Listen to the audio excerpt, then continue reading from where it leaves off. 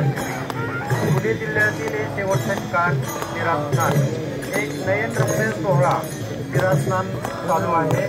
सर्वप्रथम देवस्थानचे सर्व मान्यवर, सर्व महाराज, पोलीस प्रशासन अधिकारी, पुणे जिल्हा परिषदेचे मुख्य कार्यकारी अधिकारी मान्य श्री संतोषजी पाटील साहेब, मुख्य कार्यकारी अधिकारी आप्पासाहेब गुजर, इंदापूर तालुक्याचे तहसीलदार मान्य श्रीकांतजी पाटील यांनी अगदी मायक्रो प्लॅनिंग गेली 1 महिन्यापासून त्यांच्या नियोजनाखाली सर्व तयारी चालू आहे।